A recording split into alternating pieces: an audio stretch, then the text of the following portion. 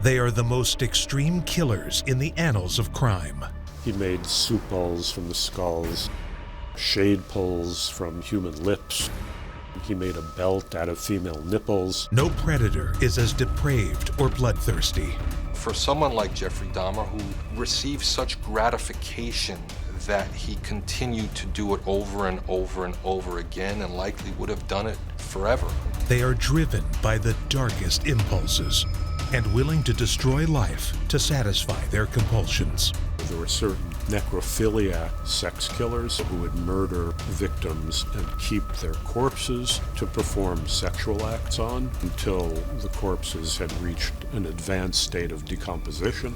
These cold-blooded monsters are disconnected from reality, resorting to unspeakable acts to obey delusional orders. His neighbor's dog was possessed by a demon and instructing him to go out and kill people. What causes such a murderous defect in the human psyche? Every now and then, a killer will come along whose crimes seem so monstrous that they seem like these supernatural creatures. Now, the voices and visions of serial killers. I'm not quite sure when I strike again.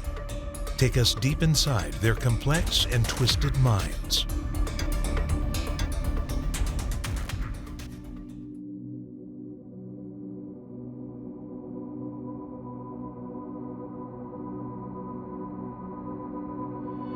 Police in Milwaukee, Wisconsin are examining some macabre evidence of mass murder.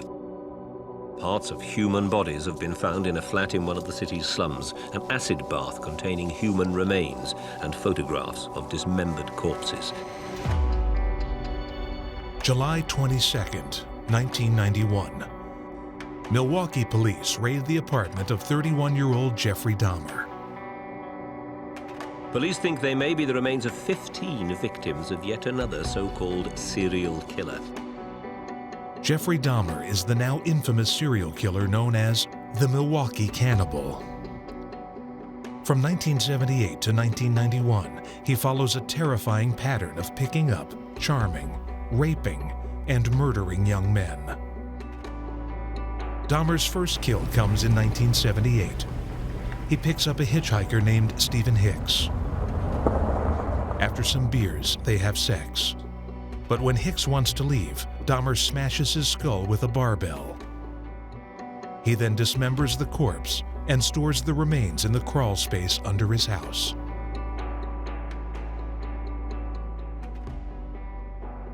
Killing is not enough for Dahmer. His crimes extend to necrophilia, dismemberment, and even cannibalism. He keeps skulls and body parts as trophies in his house. His ultimate plan is to build a shrine with the bones of his victims. For someone like Jeffrey Dahmer, who not only killed but cannibalized his victims, he received such gratification from that he continued to do it over and over and over again, and likely would have done it forever until he had been caught. Crime reporter Annie Schwartz writes a book about the murders, and she vividly describes what police find at the crime scene.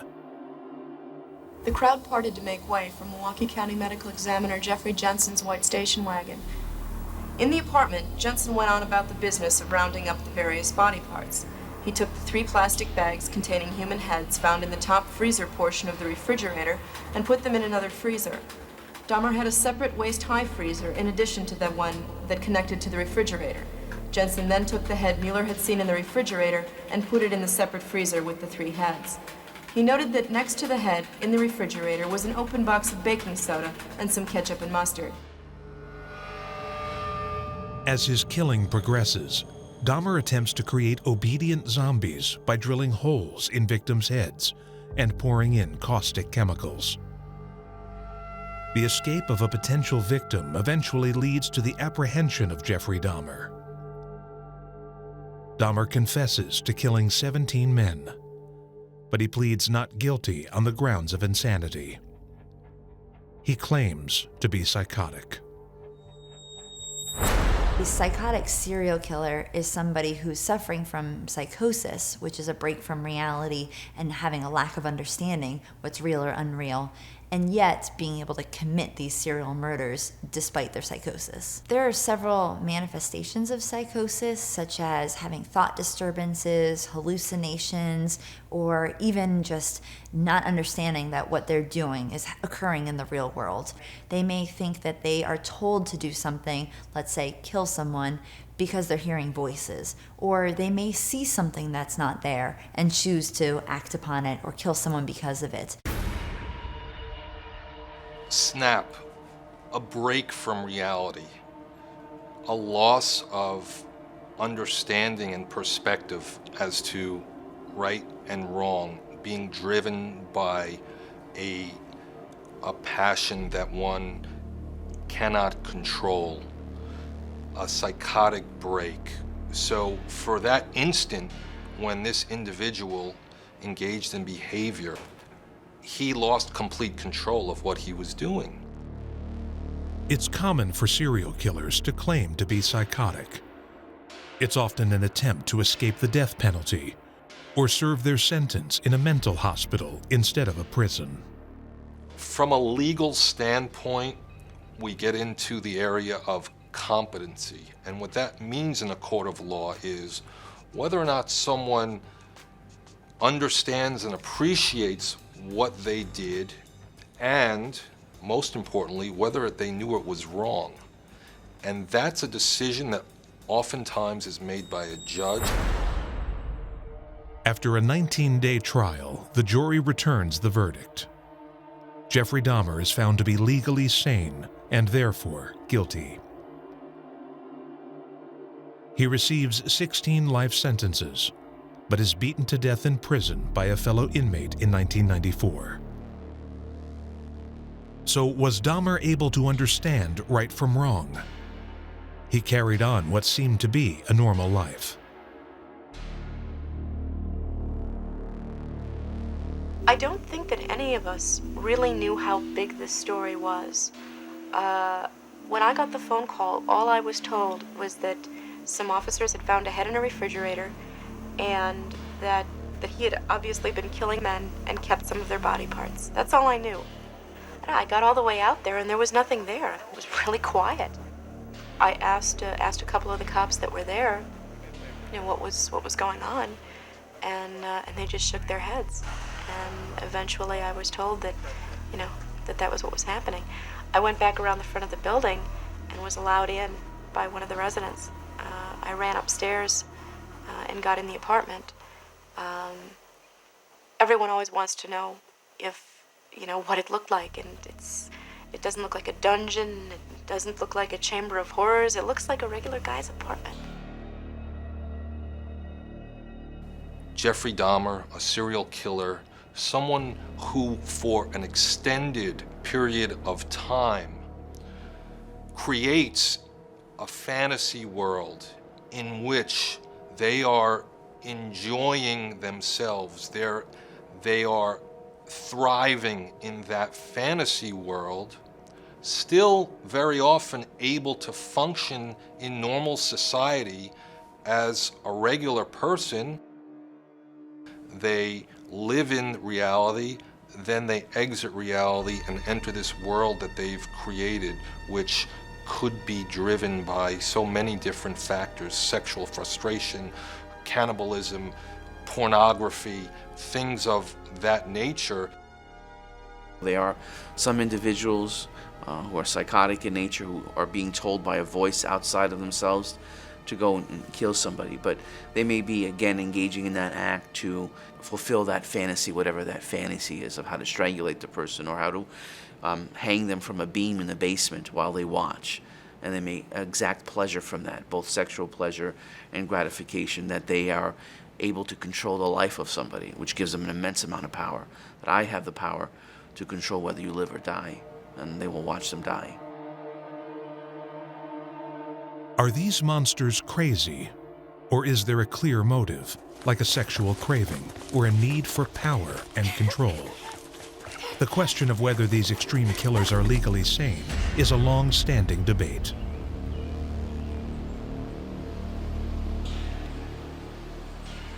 I think that what you'll often see is there's basically, at least in New York, a litmus test for people as far as the psychology of a murderer. And basically what that is does the person know that he's doing something wrong? And he could be talking to the moon. He may seem to think that he's a Martian or Napoleon Bonaparte, but if he kills somebody and then he lies about it, and then he hides the murder weapon, and he conceals the blood, and he bleaches the floor, he knew what he did is wrong. So that's our litmus test. Sex and torture are common elements of serial murders. But with psychotic killers, these components are not always involved. Like in the gruesome case of Ed Gein. It was a crime that shocked the small town of Plainfield, Wisconsin, and the country. Edward Gein, accused of killing a woman, then gutting her body like a slaughtered deer.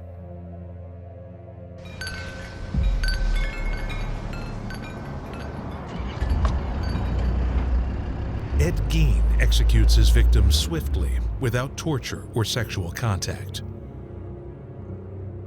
He eventually confesses to 2 murders, but it's unknown just how many people he kills. These crimes originate from an unfathomable darkness, a depravity that earns him the name the Ghoul of Plainfield.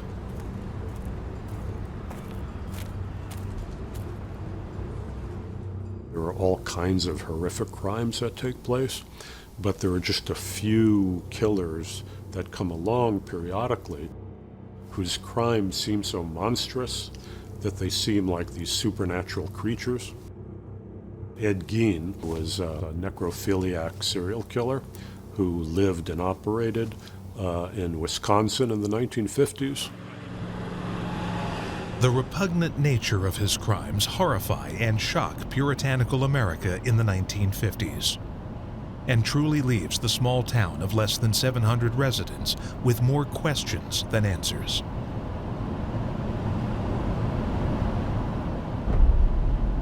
Gein would read the newspapers, the obituary section, and whenever some middle-aged or elderly woman had died and got buried, he would make these midnight raids on the cemetery. He would dig up the bodies of these women, bring the corpses back to his farmhouse, dissect them, make different kinds of household objects out of the body parts. He made soup bowls from the skulls. He made shade poles from human lips. He made a belt out of female nipples. He would upholster chairs out of their flesh. But very, very notoriously, he flayed the corpses and fashioned them into a skin suit, and he would dress up in this skin suit and pretend to be his own mother.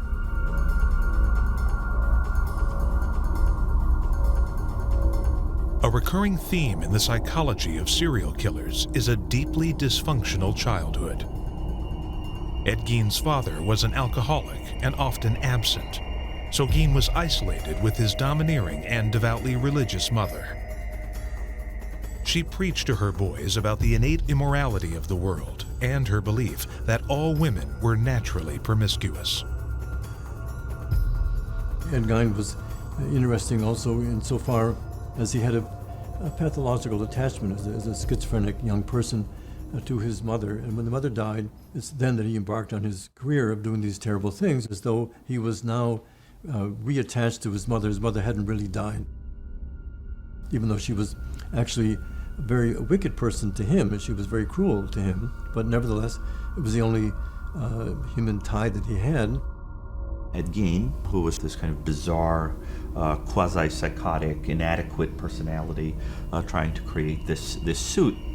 But he was also, when analyzed by professionals, was also found to have distinct psychopathic features mixed in with the psychotic qualities. Gein is apprehended after abducting and murdering Bernice Warden. He kidnapped her at the hardware store she owned. Her decapitated body is found in Gein's shed, with her torso dressed out like a deer. Gein later admits to making about 40 nocturnal visits to local graveyards in a daze-like state. In 1968, Edward Gein is found guilty of murder, but he's judged legally insane and is remanded to a psychiatric institution where he dies in 1984. Gein's heinous crimes leave a permanent scar on the American psyche. The sensational nature of his acts also fuels a morbid fascination that spawns many books and movies. Ed Gein, who was the inspiration not only for Norman Bates and Leatherface in Texas Chainsaw Massacre, but also the character Buffalo Bill in Silence of the Lambs. One thing that fascinated me when I first began to write about people like Ed Gein was how their stories are immediately turned into different kinds of folk tales and myths. They become these undying, immortal monsters in our collective psyche. Jeffrey Dahmer and Ed Gein's horrific crimes shock their hometowns. But there is another extreme killer who terrifies an entire nation.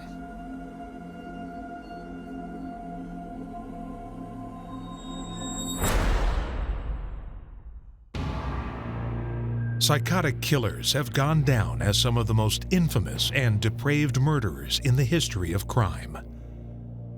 Their homicides have included despicable acts like dismemberment, necrophilia, and cannibalism. But contrary to popular myth, serial killers genuinely influenced by psychotic visions are extremely rare. I think one of the most important myths for us to explode is the idea that people who commit serial murder must all be quote-unquote crazy or evil, from dusk till dawn, all day long committing evil acts. The reality is that very few of these individuals are actually going to meet criteria for serious mental illness, such as psychosis or mania. Only a very small percentage of serial killers, less than 1%, are judged to be legally insane. Despite the rarity of psychotic serial killers, there have been notable cases. Serial killer Herbert Mullen was ruled insane when he murdered 10 people in the 1970s. Mullen hears voices emanating from his victims, convincing him the crimes are necessary to prevent catastrophic earthquakes in California. Richard Chase, known as the Vampire of Sacramento, is also a bona fide psychotic. He believes Nazis with ties to UFOs are attempting to turn his blood into powder. The antidote is drinking more blood. Chase often swallows an elixir of Coca-Cola and animal entrails and injects rabbit's blood into his own veins. In the late 1970s, Chase horribly slaughters 6 people, including a baby, and drinks his victim's blood. Psychosis is certainly a serious mental disturbance. It's a genuine mental illness. This is the kind of mental illness where you might hear voices in your head, or there are delusional elements to what's going on, and you might believe that you have to do things. I mean, there's psychosis that might bring with it a certain degree of paranoia. Somebody's chasing me, or I have, God's told me to go and kill a certain kind of class of persons. More interesting question that people often ask is, are serial killers insane? It's important to recognize that sanity and insanity are not clinical terms, they're legal terms. So it's very, very difficult to prove that a serial killer, even though the acts he commits seem totally mad, is insane. Because the legal definition of sanity is you can tell the difference between right and wrong.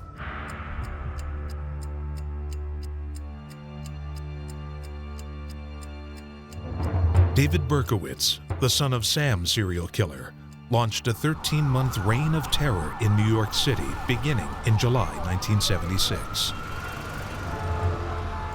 Berkowitz used a .44 caliber pistol to kill 6 people and wound 7 more in random attacks.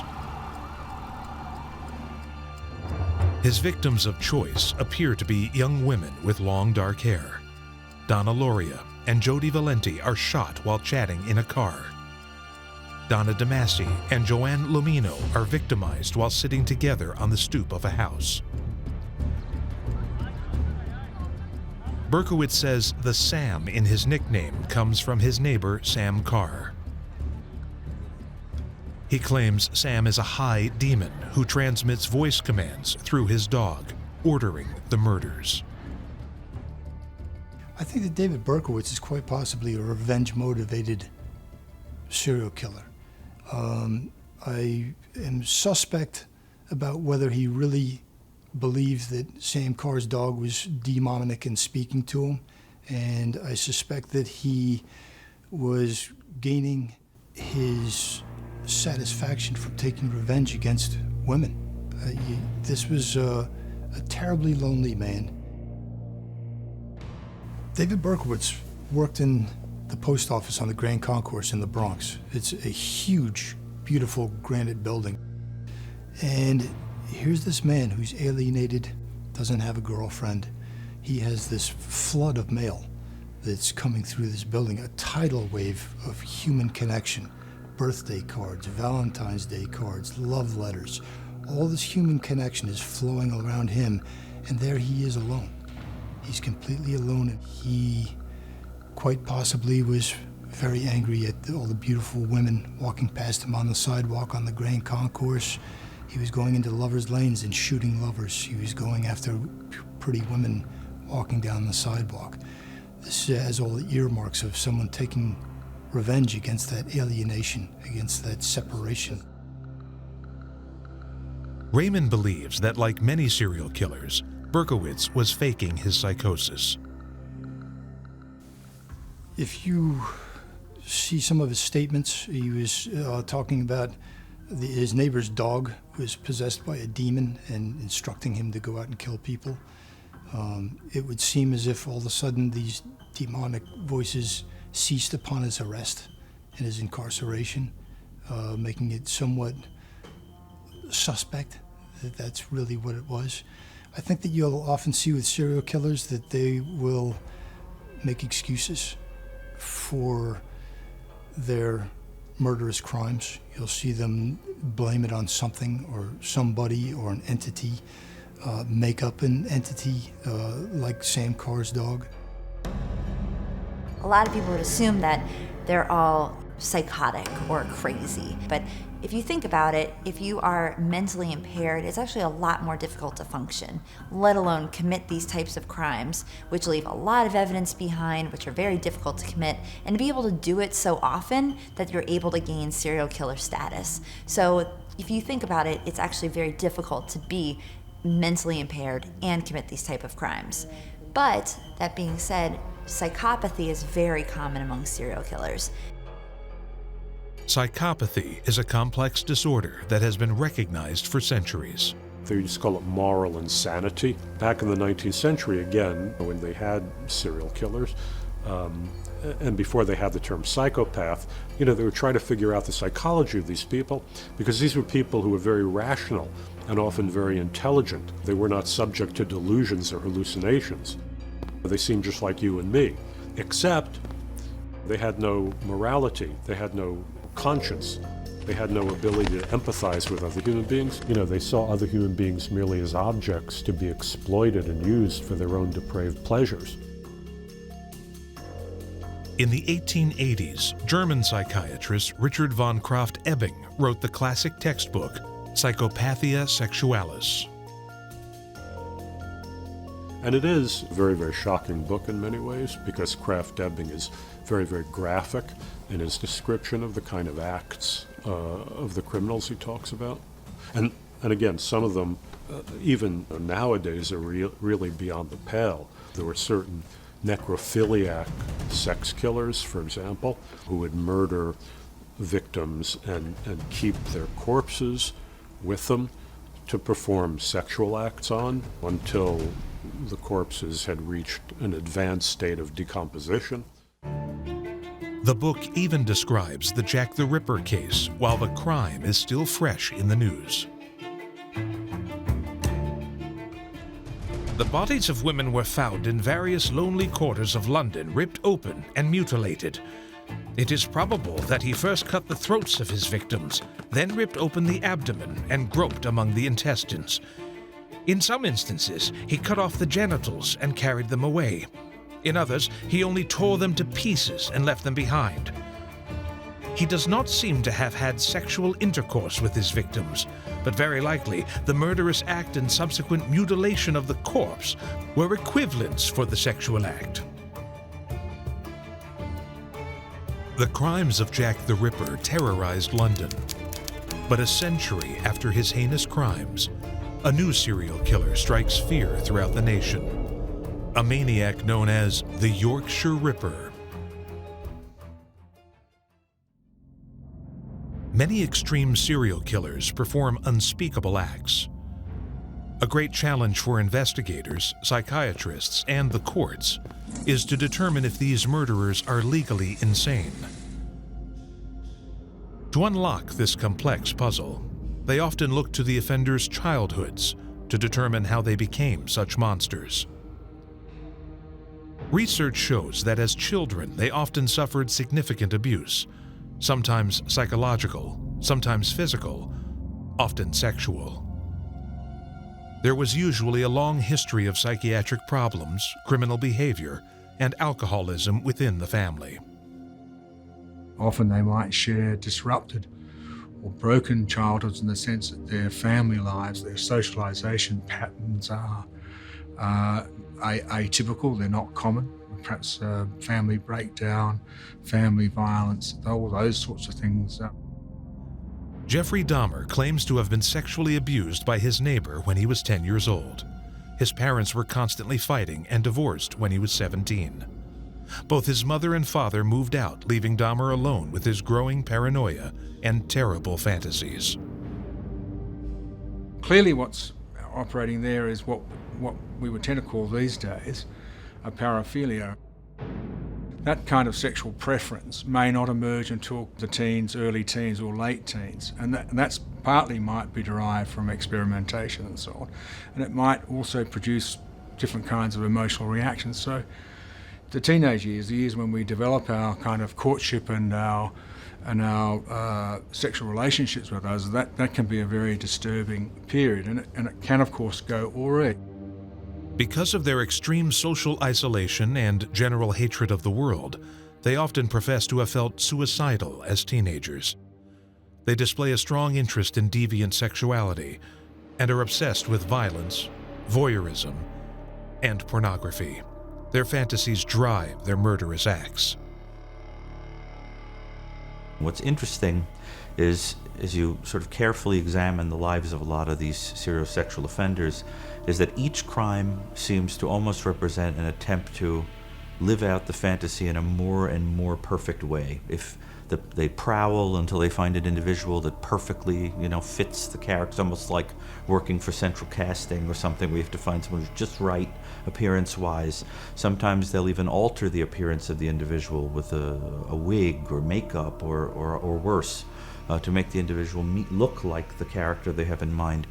But it's important to understand them imagining themselves almost like a director of a scene, where they're calling all the shots for once.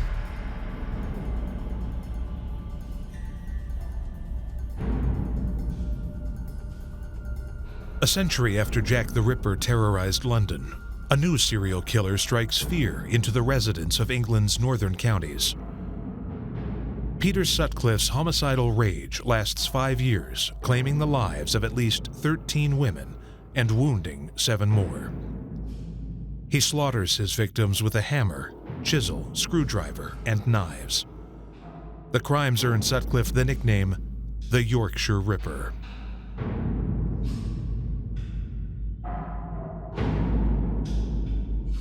Peter Sutcliffe was born in the northeast part of England in the York, Leeds area. He eventually ended up wanting to kill one prostitute after the other. He was often just at the edge of being captured, but they couldn't quite accumulate enough evidence in the pre-DNA days to certify that he was the person.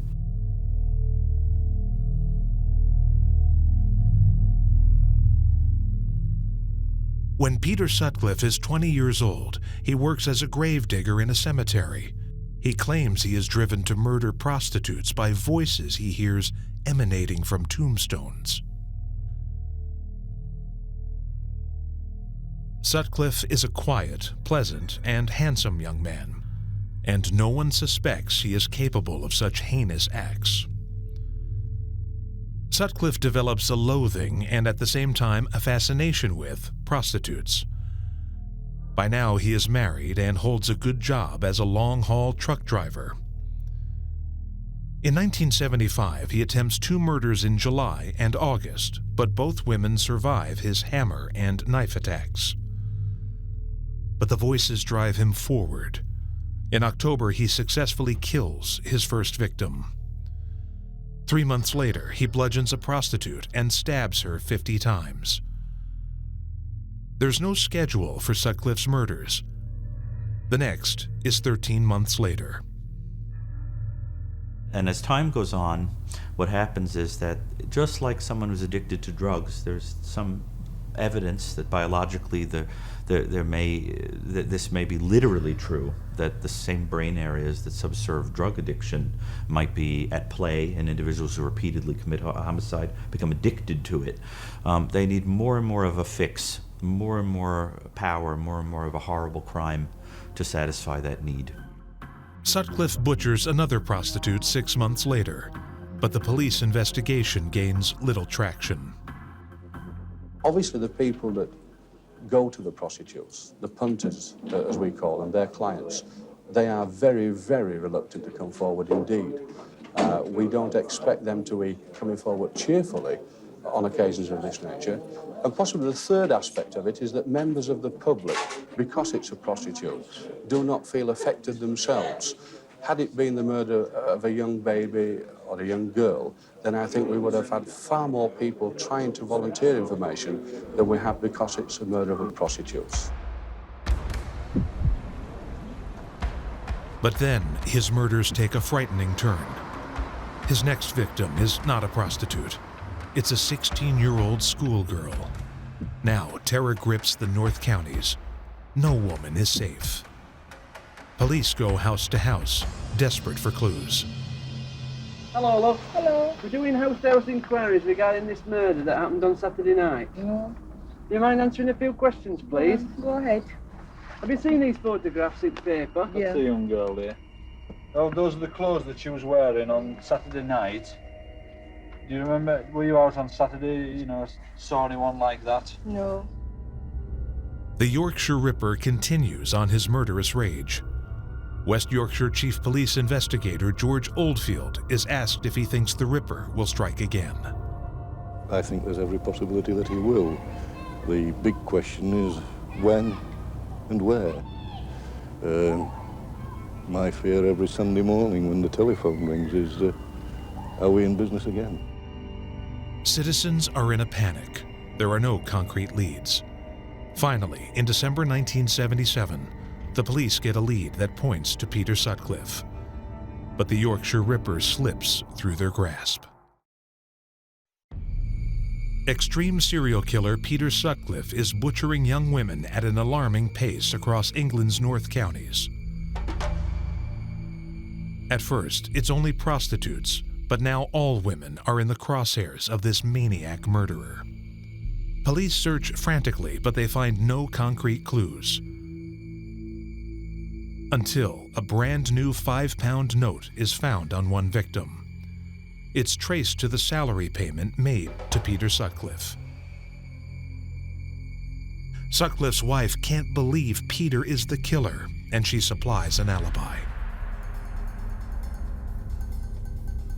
Within days of his police interview, there is another attack. But the victim survives, and a police sketch artist creates a very close likeness to Sutcliffe. The frenzy to catch the Ripper intensifies. Sutcliffe continues his trucking runs where he would sleep in the cab.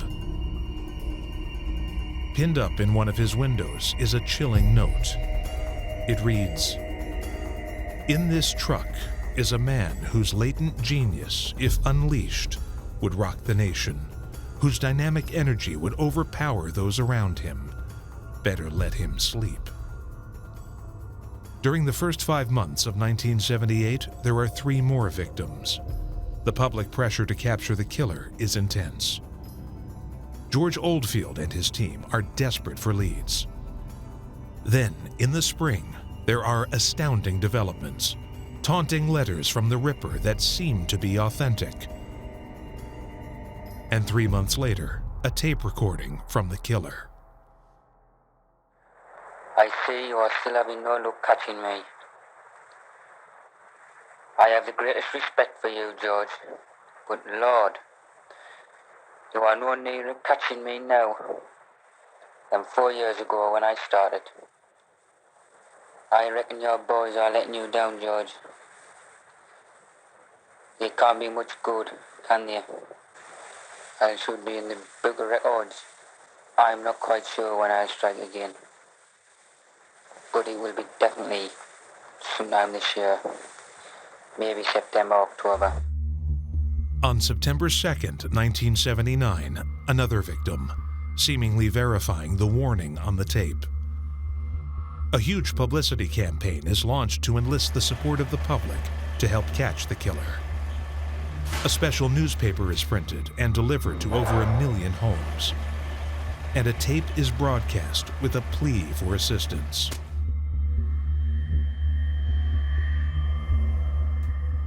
Over the past 4 years, 12 women have been horribly murdered and mutilated by a sick, sadistic maniac, the Yorkshire Ripper.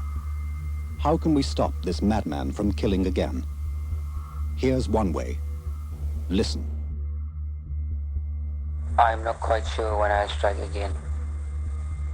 But it will be definitely sometime this year.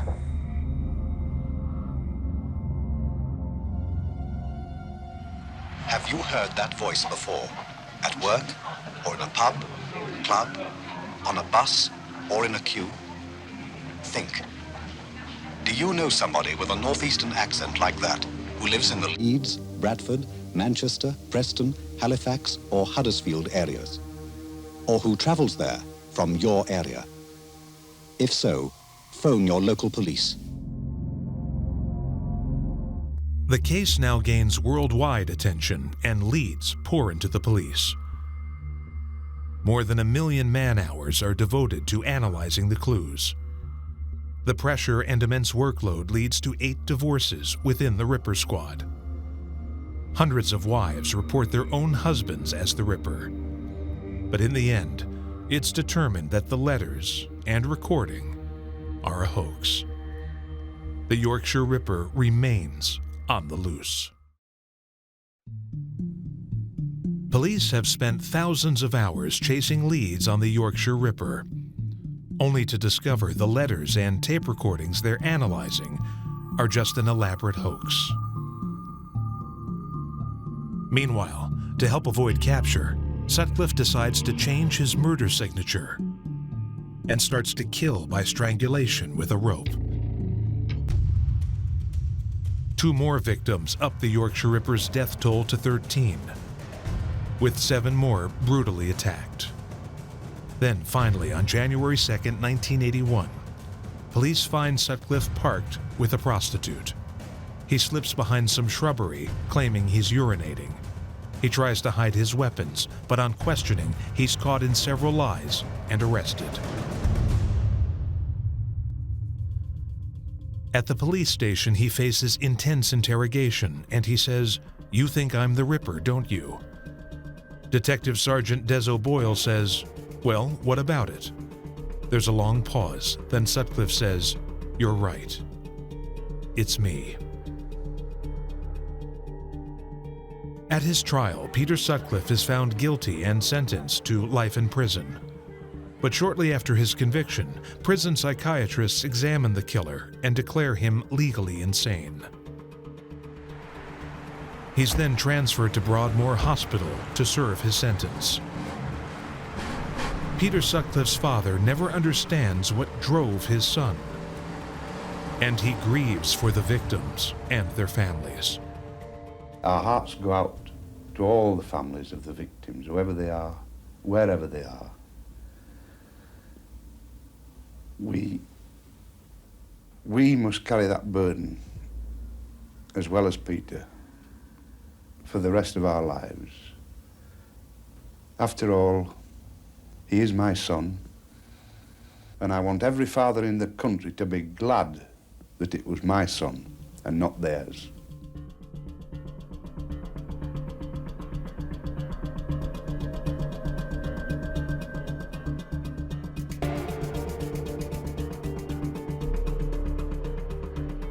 As a homicide detective, Malcolm Raymond specialized in sexual predator and serial killer cases. All too often, he was confronted with the gruesome results of extreme serial killers' madness. Every crime scene speaks to you, so you have to examine a crime scene in great detail and look at the little details. The horror of the situation is something that you have to move past in order to get your job done.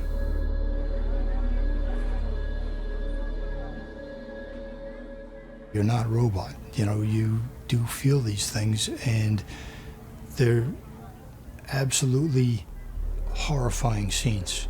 And I think that what happens is you'll think about it later. That'll come back to you later. When you're at the crime scene, you have a job to do, and it's a technical job, so you have to move past that. You have to grit your teeth and get past that, and then you deal with it on a personal or emotional level later on. And being at a crime scene is so much more intense. You can look at pictures or films, but when you smell it, when you get the smell in your hair and your suit, when you're stepping over brains and blood, trying not to get it on your shoes, when you're staring at a dead body and the lifeless eyes are looking back at you, it's a surreal life. Raymond speaks for all police officers who track these murderers, describing the importance and the difficulty of apprehending these monsters and the satisfaction of finally bringing them to justice. To get these cases solved, you have to be absolutely relentless. You can't give up. You have to remain focused. You have to be absolutely relentless. When you go down an avenue and it hits a dead end, you got to find another way around it. And you can't give up. You can't throw up your hands because it's up to you. Nobody's going to do it for you. You've got to do it. How satisfying is it when you get it? It's incredibly satisfying. It's God's work. You're giving justice to the dead. You're giving justice to that person's family, to their loved ones. And there's also another effect that a lot of people don't take into account. You're saving people who haven't been victimized yet, people who would have been killed had you not done your job.